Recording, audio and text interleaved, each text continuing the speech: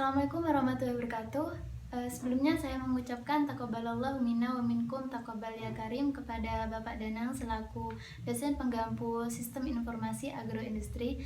Di sini saya Ayus Salawati dan teman saya Muhammad Cais Habibullah akan mereview jurnal yang kami dapat dari Google Scholar yang berjudul Model Kebijakan Peningkatan Produksi Perkebunan Nilam dengan Pendekatan Sistem Dinamik. Langsung saja, ini dia reviewnya. Seperti yang saya sebutkan sebelumnya, judul dari jurnal ini adalah Model Kebijakan Peningkatan Produksi Perkebunan Nilam dengan Pendekatan Sistem Dinamik.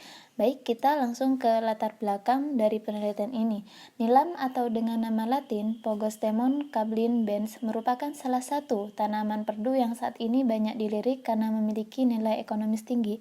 Minyak nilam merupakan jenis minyak atsiri yang memiliki kemampuan fiksasi tinggi sehingga banyak digunakan dalam pembuatan parfum, deterjen, dan kondisioner rambut. Indonesia yang merupakan penghasil minyak nilam terbesar di dunia masih memiliki kendala terhadap produksi dan produktivitas. Berdasarkan data dari Badan Pusat Statistik Nasional atau BPS menyatakan jumlah produksi dan produktivitas minyak nilam Sumatera Barat khususnya Pasaman Barat cenderung mengalami penurunan beberapa tahun terakhir.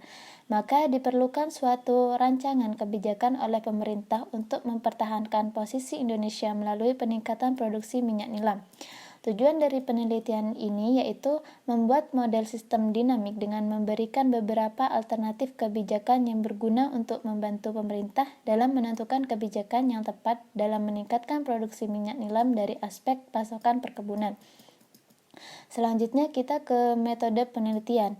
Sistem dinamik adalah tools yang digunakan untuk menggambarkan, memodelkan, dan mensimulasikan suatu sistem yang cenderung berubah setiap waktu. Sistem dinamik mengajarkan bagaimana berpikir secara sistem, artinya dalam menyelesaikan suatu masalah tidak dapat dipandang pada satu bagian saja, tetapi harus dilihat keseluruhan semua hal yang mempengaruhi dan berhubungan dengan masalah tersebut. Alasan peneliti menggunakan sistem dinamik yaitu karena sistem dinamik memberikan perkiraan yang tepat akurat pada model statistik. Adanya teknik yang disediakan oleh sistem dinamik untuk memahami penyebab perilaku industri, dan sistem dinamik mampu mendeteksi perubahan dini dalam struktur industri serta dapat menentukan faktor yang menentukan perilaku secara signifikan dan sensitif.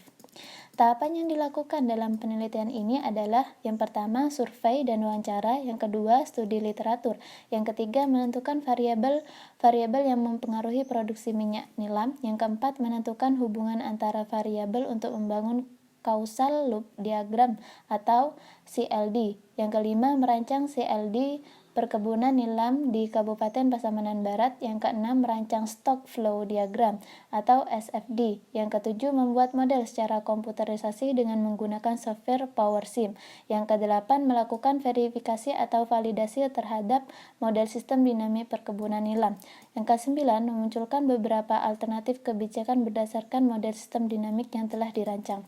Data primer yang digunakan oleh peneliti, yang pertama data cara penanaman, perawatan, dan pemanenan nilam, yang kedua kegagalan panen nilam, yang ketiga lama waktu penyulingan, yang keempat produktivitas di sini merupakan rata-rata perolehan nila basah dan minyak nilam dalam 1 hektar lahan per tahun.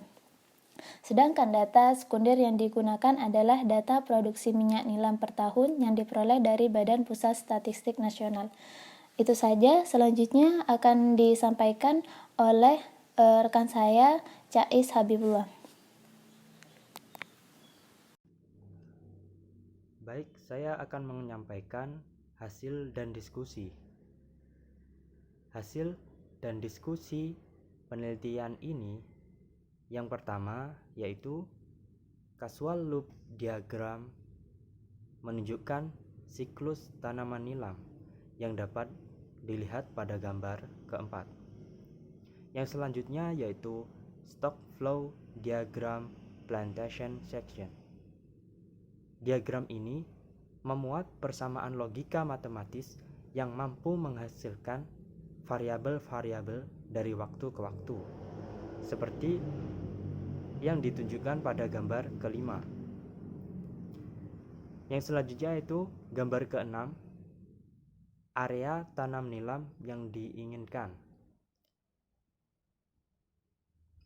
Pada grafik ini menunjukkan kenaikan. Gambar ketujuh yaitu area tanam nilam belum menghasilkan.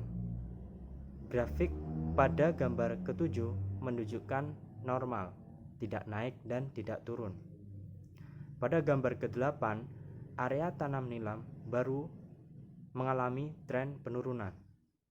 Pada gambar ke-9, area penanaman kembali yaitu mengalami tren kenaikan. Selanjutnya pada gambar ke-10, produksi minyak nilam Pasaman Barat yang mengalami kenaikan seiring waktu ke waktu.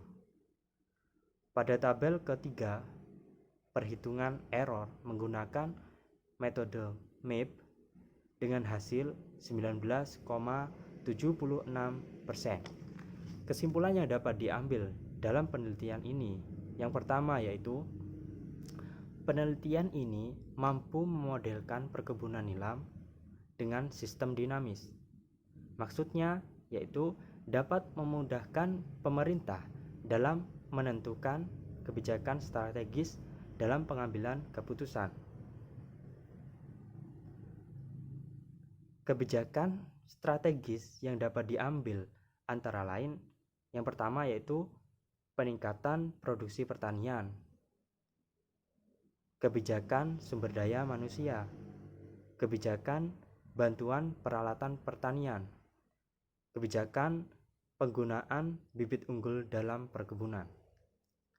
Output kebijakan yang dihasilkan antara lain jumlah area tanam produktif, jumlah area tanam non-produktif, jumlah produksi nilam basah, jumlah produksi nilam kering, jumlah perolehan minyak nilam. Demikian review jurnal yang kami lakukan. Terima kasih. Wassalamualaikum warahmatullahi wabarakatuh.